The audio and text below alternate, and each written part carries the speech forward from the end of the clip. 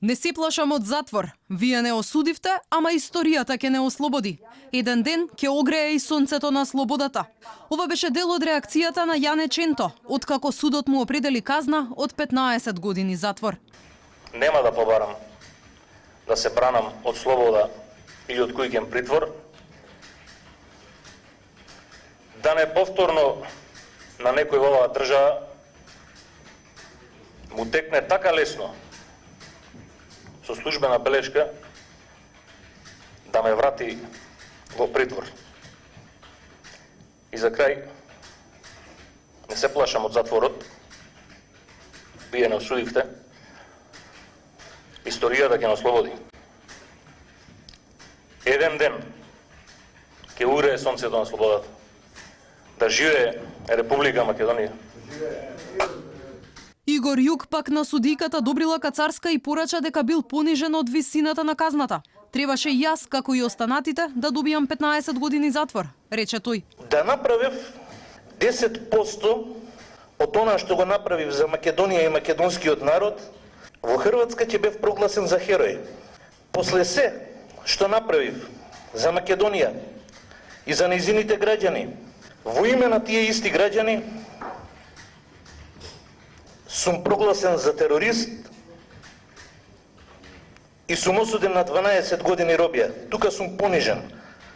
Требаше ја 15 да изедам. Шефот на обезбедувањето на поранешниот собраниски спикер вели дека нема намера да бега, оти тој во оваа постапка сам се пријавил во судот. 434.000 евра имот е доволна гаранција дека нема да се дадам во бегство и да избегнам судскиот процес. Тие се гаранции дадени од пријатели, како што спомна обвинителството сега, од пријателка, самохрана мајка, од 5-члено семејство со една плата, од мој чичко кој што има преку 70 години и живее во 5-члено семејство, и од родители на мојата сопруга. А надвор од памет би било да оставам толку фамилии на улица.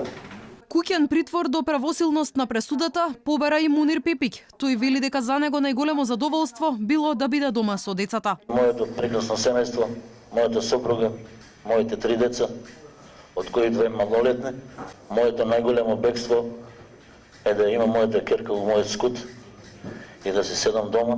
Немам намера да ги срамам моите 2 синови. Дадениот збор дека нема да бегам, нема да го прекршам. Порача и Абдул Фета Алими, член на обезбедувањето на парламентот. Тој рече дека нема да живее 200 години за да си дозволи да бега и дека одењето в затвор не значи крај на животот.